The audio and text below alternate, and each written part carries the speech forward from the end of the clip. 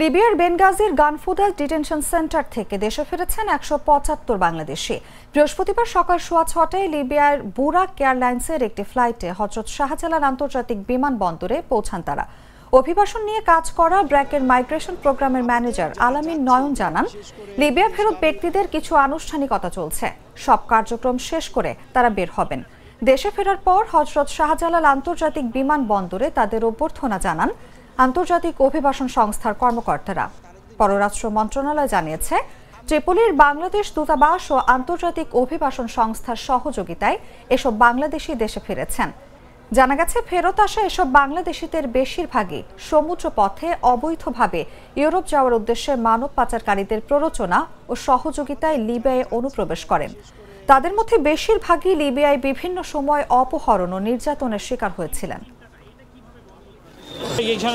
তারা ওইখানে খাবার পানি ঠিক মতো দেয় না, দিলেও লবণ পানি দেয়। লবণ পানি খাওয়ার পরে আমরা অসুস্থ হয়ে যাই।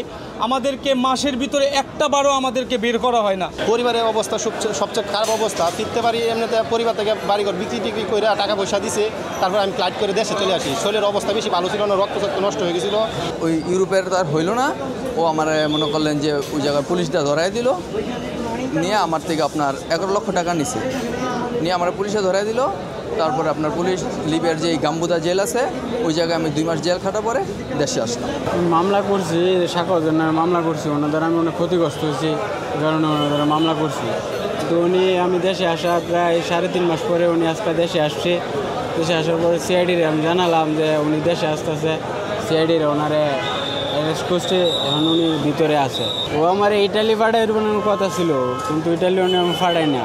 উনি আমার লিবিয়া থেকে ডাঙ্গি দিয়েছিল, ডাঙ্গি দিয়ে সমুদ্রপথে ধরায় সেরা পরে উনি আবার কোস্টগার্ডের কাছ থেকে উনি কিনে নিয়েছিল। নিয়ে সেরা উনি বদ্ধ করে আটকে মাইজোর করে টাকা পয়সা চাইতো, ডেলি মারতো, হাত পাও বাইন্দা টাকা পয়সা চাইতো ডেলি।